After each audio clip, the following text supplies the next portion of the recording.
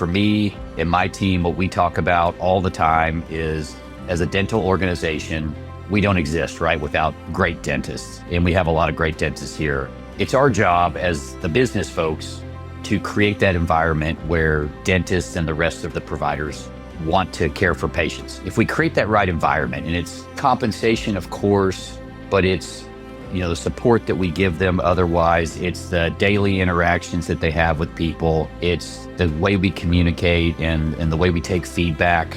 But if you create that environment, like if you have enough high quality dentists, I think everything else starts to take care of itself. Hey there, Dental Economist. If you're a dentist owner or a leader within a dental business thinking about growing production, case acceptance, patient and staff satisfaction, positive outcomes, and everything else that comes with running a dental business, then you're a dental economist, and you've come to the right place. Welcome to the Dental Economist Show. We're meeting at the intersection of profit and purpose as I sit down with dental leaders who share their stories about dentistry, business, and growth. Welcome back to the Dental Economist Show with me, Mike Huffaker. Today, we are excited to welcome Geoff Wayne, a dynamic leader in the healthcare and dental industries. Geoff is the Chief Executive Officer of Jefferson Dental and Orthodontics, a leading dental organization that provides top-tier care across 65 locations. With an extensive background in healthcare leadership, Geoff has built a reputation for his strategic approach to driving organizational growth and managing through uncertainty. Geoff, we're excited to have you on the show today. How are things going? Oh, things are good. Yeah, great to be here, Mike, with you. Appreciate you having me. But no, things are good. New challenges every day, but makes it fun and interesting to come to work every day and see what we can do to help our teams take care of more and more patients.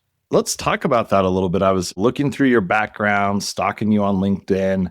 You've got an amazing experience in healthcare, and you've been at Jefferson now for a little over a year. I think this is your first foray into leading a dental organization. How's that been in comparison to some of your past experiences? Has there been anything that's been particularly surprising or new challenges that were unexpected? Or is business, and with the background that you have, you're just able to kind of sit down and kind of understand where to go and start guiding the ship?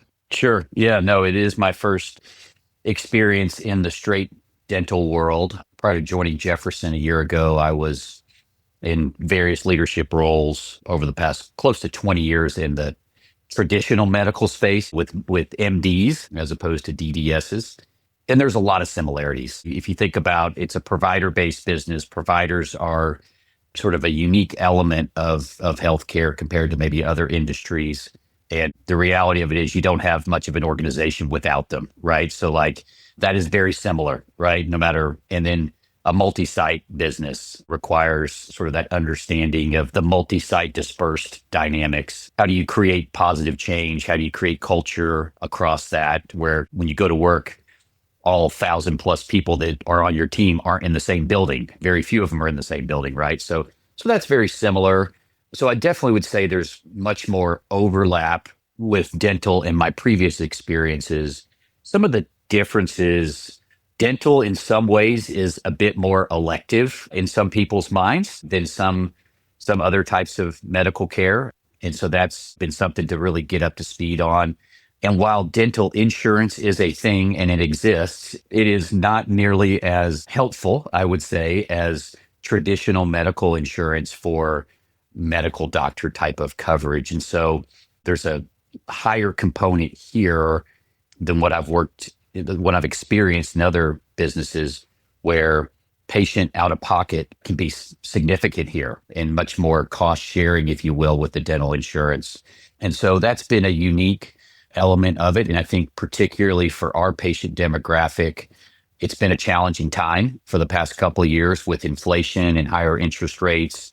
So we've really noticed that in sort of patient behavior. And so how do we help them overcome those barriers and prioritize their oral health care, which I think, as we all know, is much more than just your mouth, right? It affects your entire body, your oral health care does. But a lot of people don't know that and appreciate it. And so it's a big difference in that regard, but it's been good. It's been fun. And thankfully, I've got a really good team here, brought in some additional experienced management team members from other dental organizations. So I feel like we've got a great team, and I'm the guy that's asking all the silly questions in the meetings about what does that term mean or this term mean. I think I'm about there, but it's been a little bit of a learning curve, but it's been great, and I really enjoy it.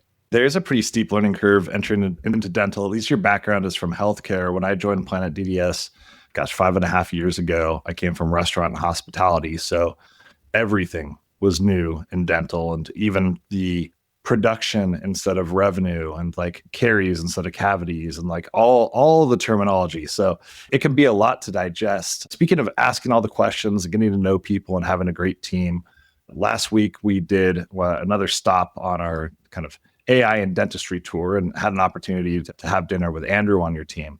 He was mentioning that when you came on board, you had different members of the team kind of go through a AI type of podcast interview experience. Can you explain a little bit about where you got this concept from, why you decided to do that, and what the benefit was? Sure.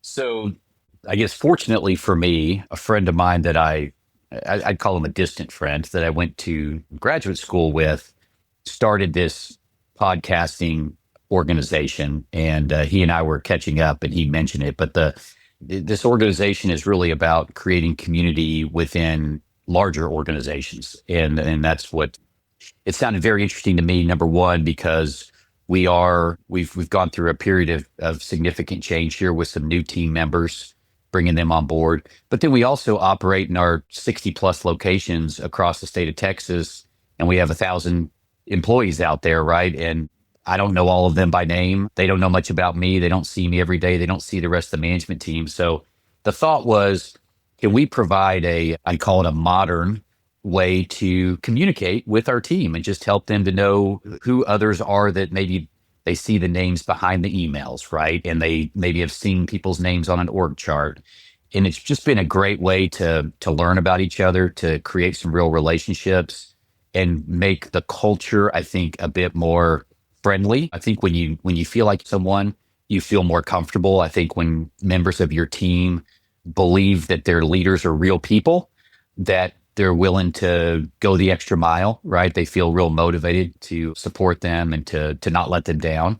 So it's been we're in the early stages of it, just a few months in, but it's been really well received. Very cool. And can you explain a little, like, how does it work? Are you being interviewed with an AI kind of a bot that asks questions that then turns it into like a question and answer sort of scenario that anybody within the organization that's like, hey, I want to know more about Geoff, let me click on this, and they get a better understanding? What is kind of the framework or structure of it? Sure. So we curated, call it the initial 5 to 6 questions. And it was basically, those are the starting points. And so the AI bot would take those, and it was what you would think, like, tell us about your background, tell us about your personal life. What are the experiences in your professional career that you're most proud of, or where you learned the most, right? So we had 5 or 6 of those. And then the AI bot will ask those questions, will take all of your answer, and then based on what you answer, we'll ask secondary and tertiary questions off of it, which was pretty interesting to see what it would come up with. And it wasn't perfect, right? Sometimes it would ask you about something, but it was 95% accurate. And so what you end up with is, so you go through and answer the questions, and then they would review it and make sure that it was kind of cleaned up. And then the team members that were recorded got to listen to it and make sure it's what they wanted published in front of other people. It came across the way they wanted to.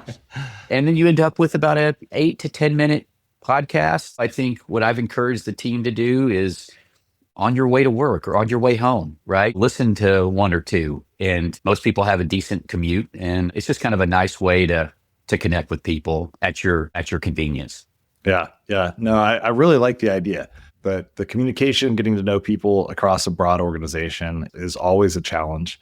Let me ask you, from your perspective, what does culture in an organization mean, and how important is it?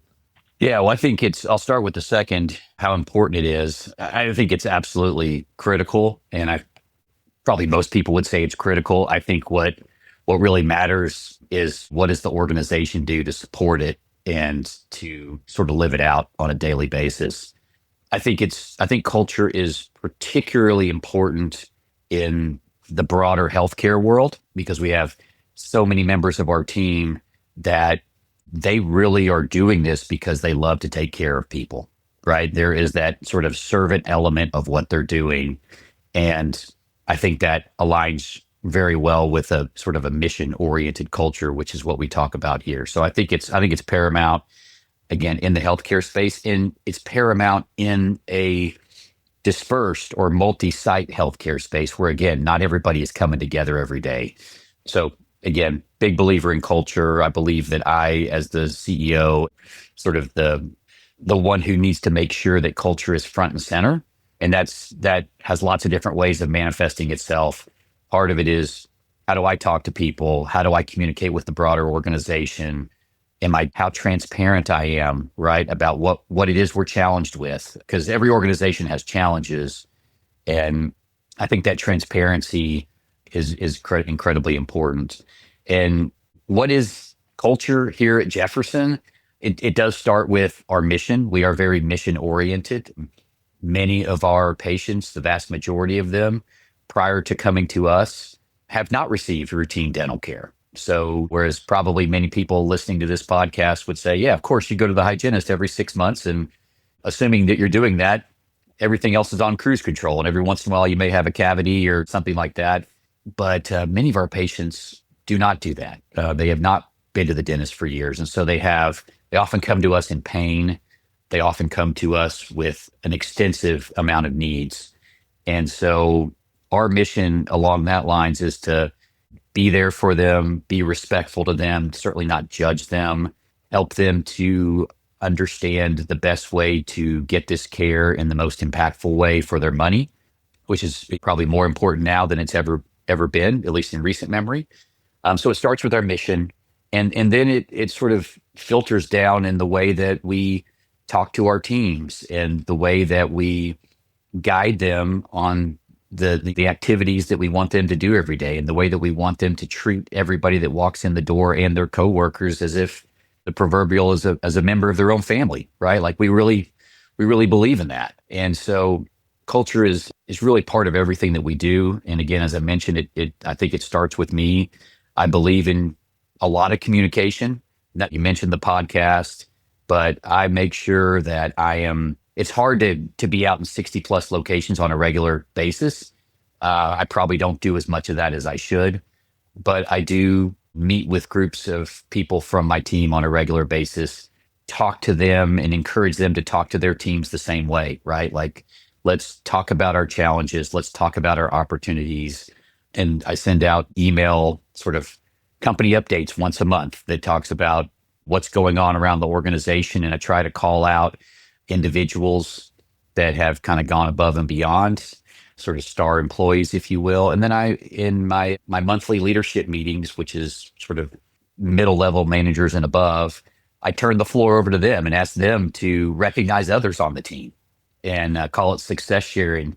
And after you go through that the first time and people get comfortable, right? It's like we get to that part of the meeting now and I don't even say anything. People just start going. And it's wonderful to get off of a call and have all these people that are praising each other legitimately. And I think that goes a long way towards building that culture as well. It's just people recognizing they're making a difference in the organization and they're being recognized for it. You mentioned earlier the at least perception by some people of the elective nature of dental, and the fact that there is still a huge percentage of the population that is not regularly visiting the dentist. When you look at the organization and you're a mission-driven organization seeking to help those that maybe oftentimes haven't been to the dentist before, and you're thinking about how do we continue to grow and expand, and you have the options of, well, ensuring that patients that come in are having their needs taken care of to the best of your ability and to the best of their financial ability, but also this kind of pool of new patients that maybe has never been to the dentist. Like, what are the different growth levers from your perspective to ensure that you stay mission driven, and that you're meeting the needs of your communities, but that you're also meeting the needs of the business? It's a great question. And as you might imagine, it's something that we think of as almost a challenge that will always be there, right? And it's just something that we have to evolve a little bit and just make continual improvement on. So on the new patients, we spend a lot of time trying to understand what brings new patients to Jefferson, and how do we stack up compared to our competitors, which oftentimes our competitors for these new patients is just not going to the dentist. That's Sure. the competitor, Yep. right? Yes. It's actually not, it's not one of the other. Yeah. It's like, so how do we create that understanding? Oftentimes create the understanding is the importance of oral health. Oftentimes what we see drives a lot of interest from new patients is, not surprisingly, probably like is doing some sort of a promotion where they can potentially do something to their oral health that they wouldn't have been able to afford before. That's more obviously more on the elective side, but that tends to bring people in. And then we've invested very heavily in technology at Jefferson, which was quite frankly a real pleasant surprise for me when I joined.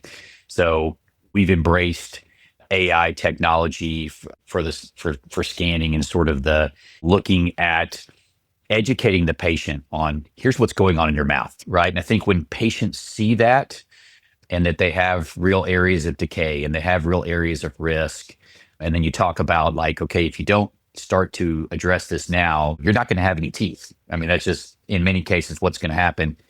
But that starts with our culture, right? Like we have to be oriented towards educating people and being patient and sort of understanding that they're not going to do everything at once. It's a matter of we want to get them comfortable that we're at no judgment zone, and that when they come back and hopefully bring their friends and family, that everybody's going to get a great experience. So that's how we think about the new patients. And I think really harnessing the new patient volume to help drive the growth in the business is important. But to be honest with you, like we can't just look at it and say everything comes down to whether or not we're getting new patient volume in the door every day. So then you get back to the returning patients or those that are lost to follow up. And thankfully, Jefferson's been around for a long time. This is our 58th year in existence. Obviously gone through many different phases, but we have a lot of patients that have awareness about us. And for whatever reason, some of them haven't come back, right? And so we are now fully embracing the data and the analytics about that patient behavior and creating specific targeted messaging to those patients that maybe they came in as a new patient and they came in for a year and then stopped coming, right? Like, let's understand what's happening with them. Is it they had a bad experience with the team? Okay. Did they have a bad experience with the dentist? They couldn't afford it, right? Like whatever it may be, but let's understand where they are. And we can do that in not 3 or 4 buckets, but literally dozens of different sort of situations. And we've invested very heavily again in the data. And now the key is to take what the data is telling us and then go engage with those patients. And we really believe that, I think our internal numbers bear it out, that just engaging with patients who have been in at one point over the past 3 to 5 years and trying to bring them back and keep them coming in for their continued care, that right there will drive organic growth right above and beyond what we've had.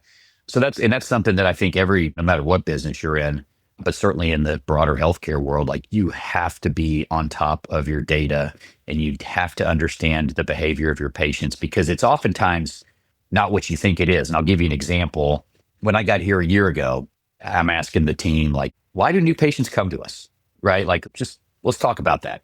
What do we know about our patient? And everybody said, oh, they come to us because we spend a lot of money on marketing. We've got a great brand. And this wasn't just the marketing team saying that, right? That was kind of the institutionalized belief. So then we started digging into the data and we did some patient surveys. And it turns out the number one reason they come to us is because we're conveniently located near to where they live or where they work, right? We're the neighborhood dentist, which is great. The number 2 reason they come to us is because a friend or family member referred them to us, right? Which is what you love to hear, right? Like I love hearing that. Absolutely. But let's embrace that, right? Like let's not fool ourselves. And so now the smarter we get about that, the better the organization is going to perform. And that means providing more care and better care to patients. So with those patients that now you have data that's showing you patients that have not returned that you've seen in the past, have you found to be the most effective approach to re-engaging with them? Are you having staff members call? Is it email? Are you using text messages? Are you still doing direct mail? Kind of what are the mediums and approaches to re-engage? Yes. So to re-engage, we pretty much use all avenues, right? We've got email, we've got text, but surprise, surprise, and I think this bears out in nationwide data as well, is that when it comes to our experience, when it comes to re-engaging with patients, is a personal phone call. And it's oftentimes where we can make it happen, a personal phone call from the office that they went to, as opposed to our call center, because there are people there that they had an experience with. You can reference the actual doctor's name. Dr. Wayne hasn't seen you in a year, et cetera, and sort of create that bond. So that personal phone call, it's hard to sort of sustain that on a daily basis across all these locations because everybody's busy, but it's a priority for us to make sure that we are re-engaging with a certain number of patients each and every day across all of our locations. Now, with your background in healthcare, you'll kind of probably have a unique perspective on this. What I typically hear is that there's an impression that dental is behind healthcare from a technology perspective or from a consumer expectation or meeting consumer expectations perspective or from a patient experience. Like you name it, there's just kind of a broad notion that maybe dental's a little bit behind the times. I've seen incredible adoption over the last few years of many, many new technologies. And it seems like if that was the case, that maybe it won't be the case for long. But I'd be curious from your perspective, since you've kind of seen all of it, how you would rank where dental is in general as an industry from a technology adoption perspective. Yeah, I got to say, Mike, and I've heard that from a lot of people since I've been here. I would argue that it's not anywhere close to as behind as what some people may think. And to your point, it's probably the last several years, there's been a wave, it feels like, of technological advances. But I would argue that like in traditional medical healthcare, like they're in many cases further behind than dental. Okay. I mean, I really think they are. And I hear from dental students as we're going around talking to them that they're thirsty for technology. They really understand the value of it. And so I think a lot of progress, it would appear, has been made in the dental space. I'm involved in some other medical healthcare companies, just sort of on the side. And I can tell you, like, much slower compared to what I've seen, at least on the Jefferson and more broadly the DSO space in the adoption of technology. So I'd say for those who maybe haven't been on the traditional healthcare side, like it's actually dental's in a better spot than probably most people think it is. I mean, I think it's only going to get better because and I think it is very interesting if you think about where technology, where at some point artificial intelligence and what it will be able to do specifically in dental. I think it's going to turn a lot of sort of elements of dental practices kind of on their heads, but in a positive way. I think the number one concern that probably all of us have that are running companies in this space is like, when is the right time to make that commitment? Because you're oftentimes talking about really important pieces of your organization, whether it be how you engage with the patient, how you process claims through revenue cycle, which obviously if you've got a glitch there and you've turned it over to bots, like it could cost you a lot of money.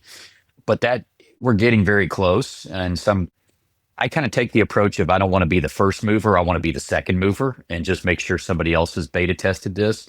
But it's coming, and it's coming very fast.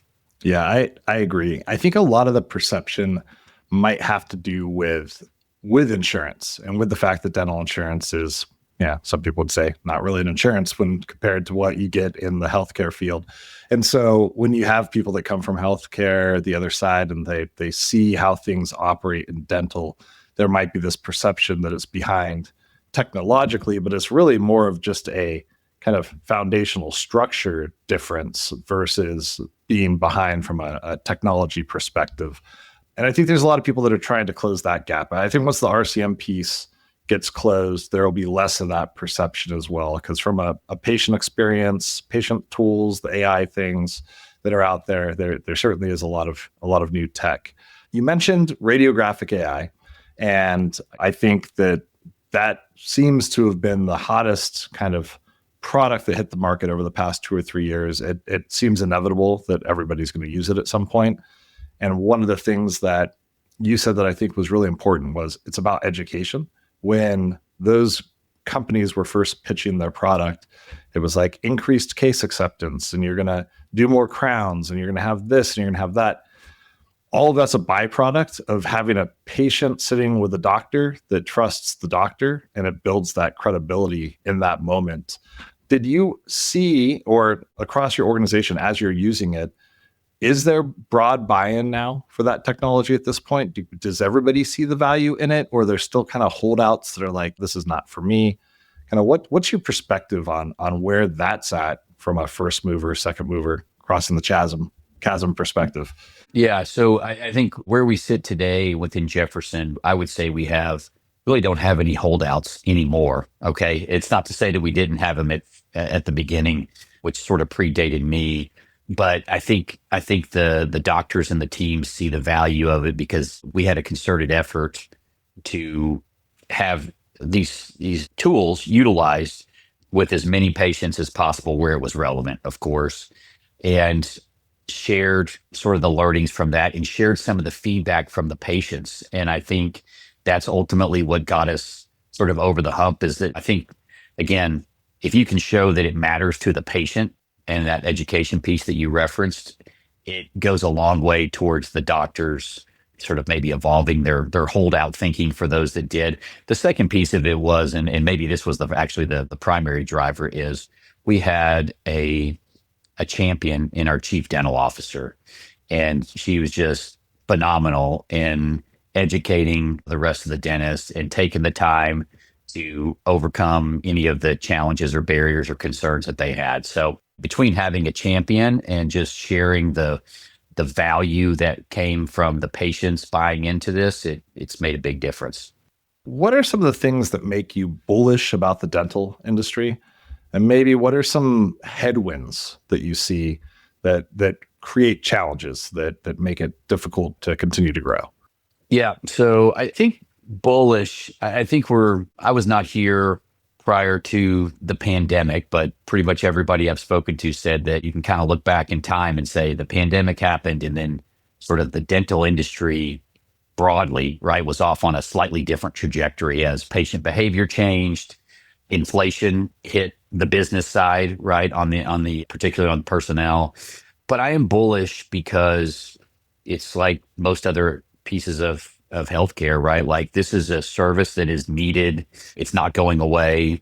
By and large, we don't have enough providers to meet the demand. We're still a growing country population wise.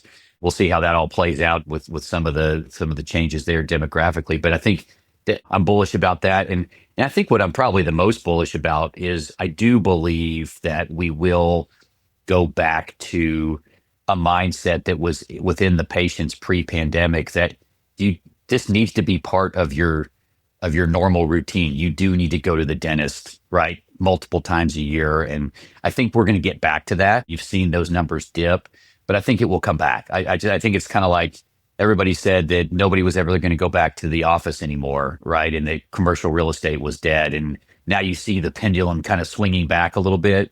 I think it takes longer to swing across hundreds of millions of people, but I think it will happen. So I'm very bullish from that perspective. And then I think if you look at technology and sort of the opportunities there to increase efficiencies, to increase the patient engagement and experience overall, I think that there's a really bright future in the dental industry. Headwinds, I think right now, for many, depending on who your patient base is, the economy from a perspective, as I mentioned before, the impact of inflation and higher interest rates on sort of quote unquote discretionary income. And I would argue that some piece of dental spend at least in the mind of a patient, is discretionary, right? And if they're having a hard time making ends meet, I think dental is one of those things that gets put off until it's emergent, right? So I think that's going to be a continued headwind. I don't think that's going away anytime soon. And as I have to remind my wife in a very loving way, like, yes, the inflation rate is lower now, but prices went up a lot and those prices are still elevated, right? Just because inflation rates decline doesn't mean prices decline from where they were. So I think that's going to be with us for a while.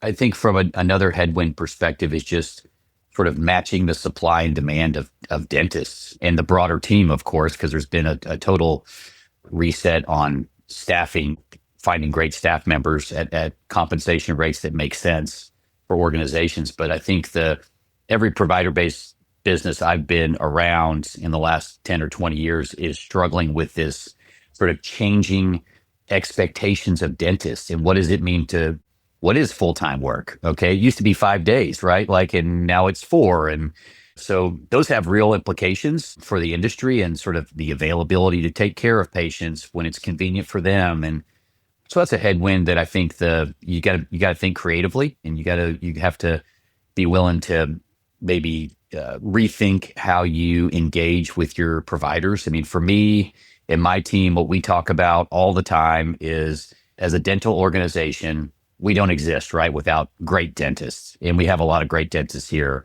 It's our job as the business folks to create that environment where dentists and the rest of the providers want to care for patients. If we create that right environment, and it's compensation, of course, but it's the support that we give them otherwise, it's the daily interactions that they have with people, it's the way we communicate and the way we take feedback.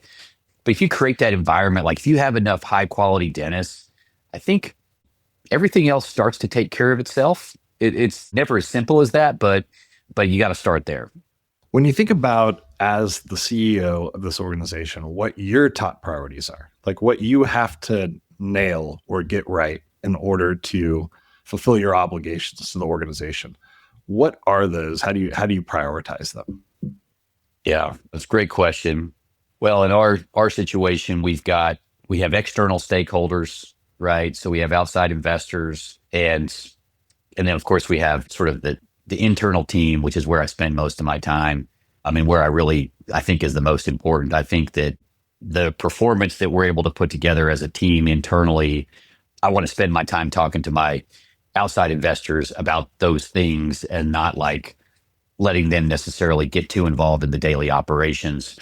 But my top priorities each and every day, number one, I would say, is making sure that my direct reports, my management team, that we're all totally aligned and that they have the resources that they need and the clear direction that they need to go and manage their respective areas. And they don't feel like there's barriers or obstacles. I'm very much we've got 3 to 5 key goals for the year. Everything we do outside of sort of the daily operations, right, needs to be tied to one of those goals. And if it's not, you better be able to explain why you're spending a significant amount of time on something that's not aligned with one of our goals. And that really is what if I think about like, how do I spend my time each day?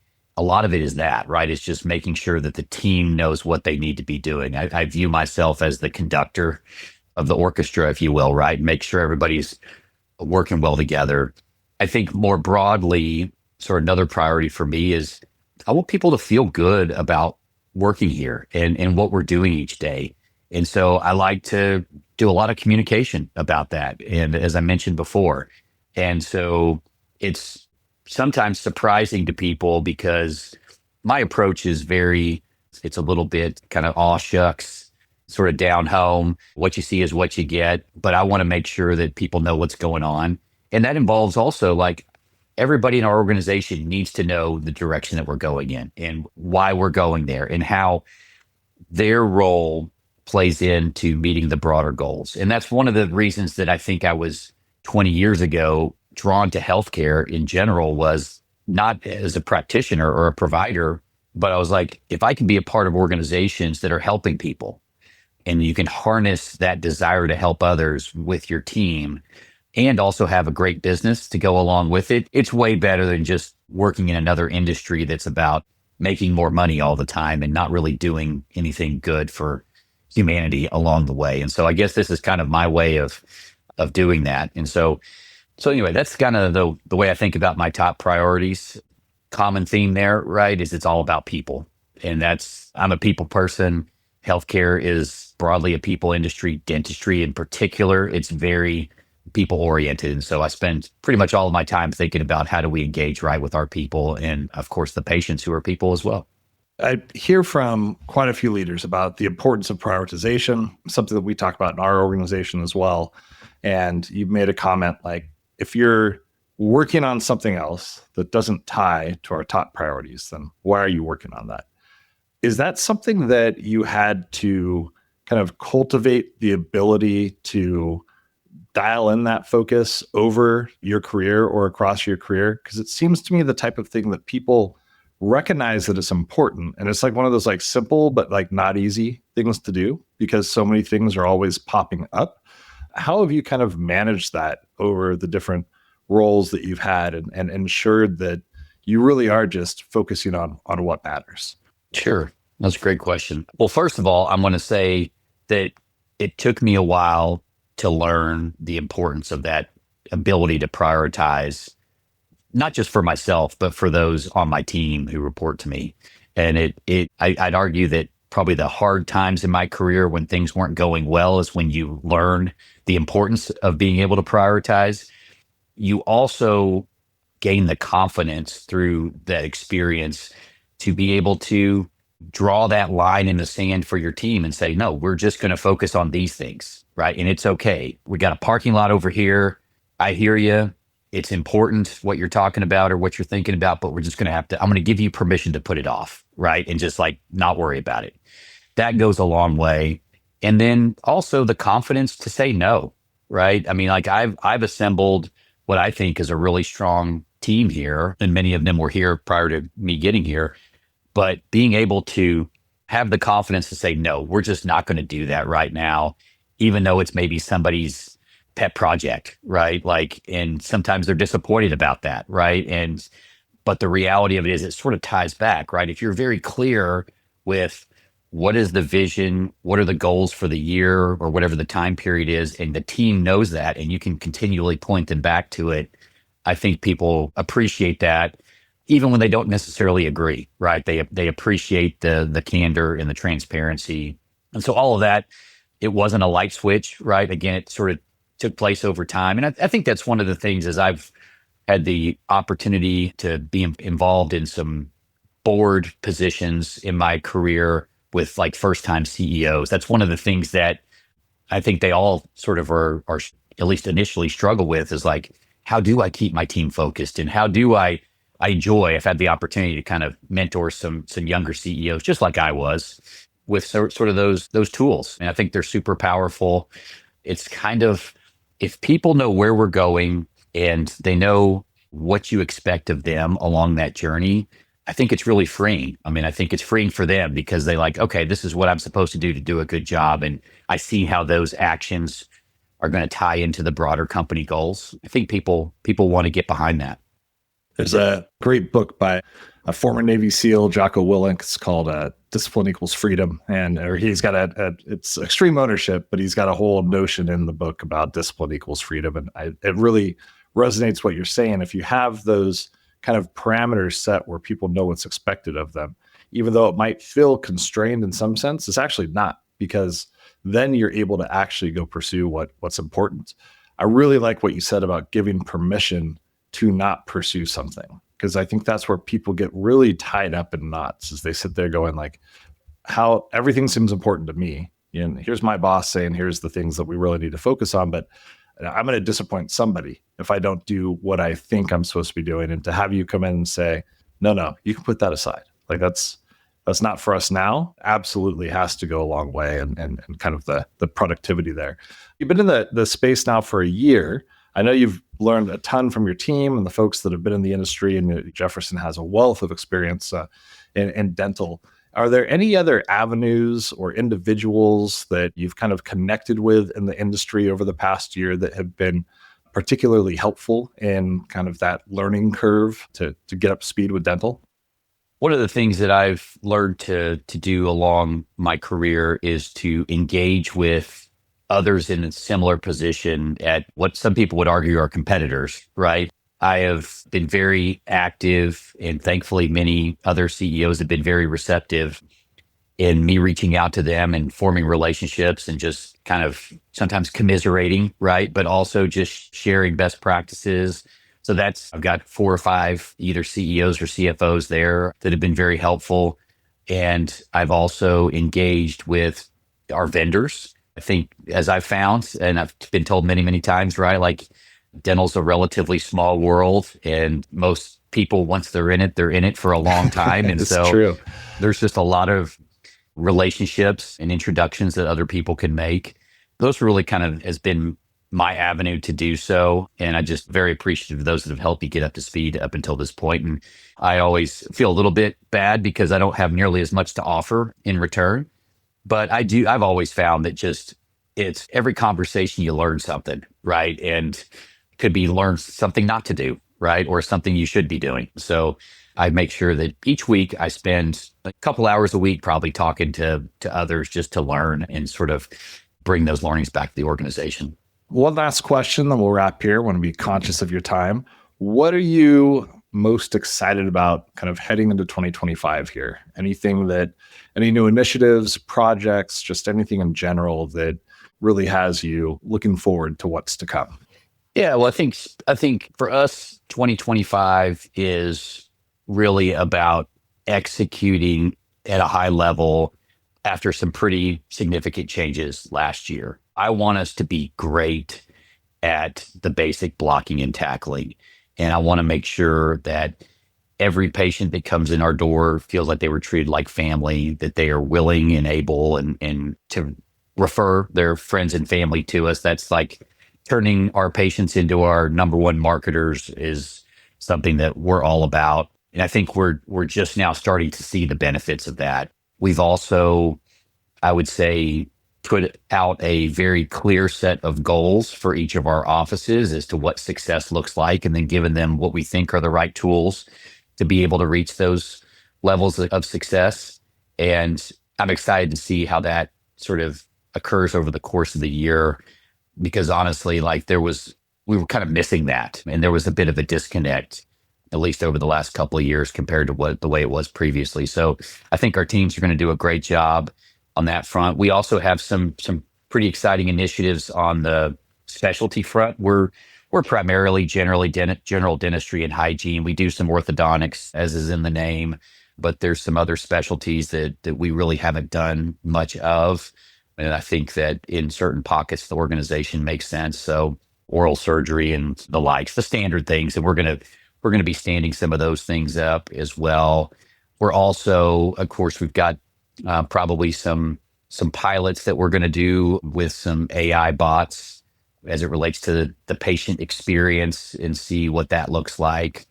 And then also explore similar for the revenue cycle, which I think could be, I don't know if I call them game changers yet, but they could certainly be incrementally valuable to the organization. So we've got a lot of just basic execution plus some test and learns on the margin. Geoff, thank you so much for joining the show today. Really, really appreciated the conversation. It was great to have you on. Thanks, Mike. The Dental Economist Show is brought to you by Planet DDS, home of Dental OS. To find out more about how cloud-based dental software by Planet DDS helps unleash dentists and their staff to focus on patient care, visit www.planetdds.com. Stay tuned for upcoming episodes by following wherever you listen to podcasts. And thank you for listening.